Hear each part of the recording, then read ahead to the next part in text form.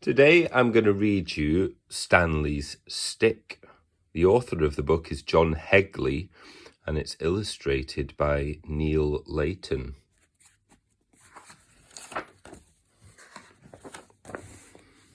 Stanley stands on Stockport Station with his stick. Stanley always carries a stick with him. Stanley's stick was once part of something tall and grand, and it will never return, but it can still be a stick as best it can. Stanley has a lot of stick activity, like pretending the stick is a whistle or a banana that's quite straight. You don't have to be great to be great. Like pretending the stick is a match to catch the world aflame. There is game after sticky game. Look, it's a dinosaur that isn't extinct. It's a stickosaurus.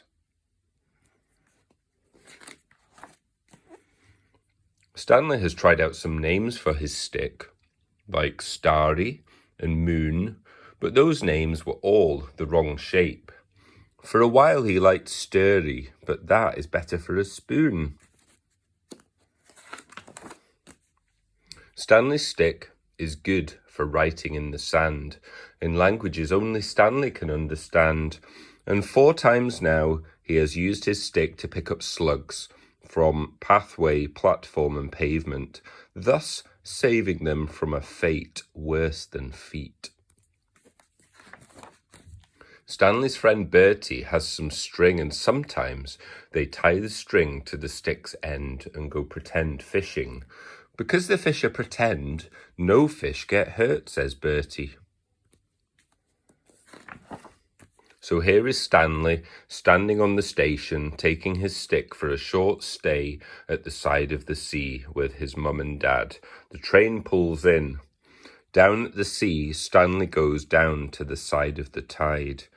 His folks take stock of Stanley standing in the sand, stick in hand. What is he doing?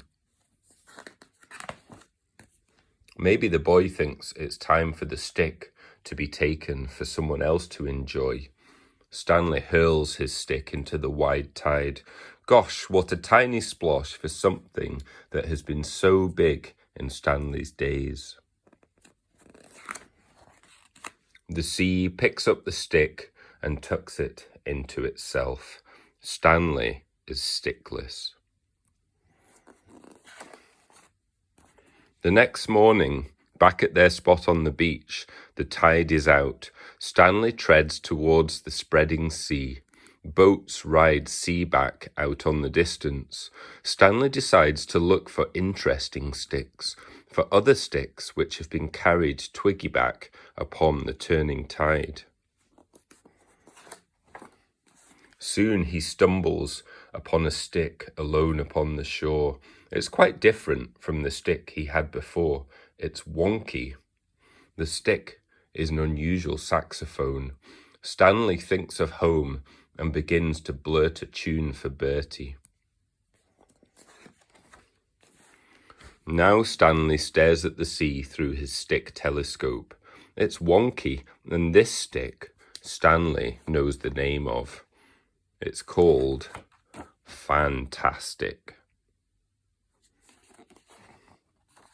Stanley's Fantastic. And at the back of the book, you can see a picture of the author and the illustrator. So I hope you enjoyed that book. I wonder what you can do with a stick and what you can create in your imagination.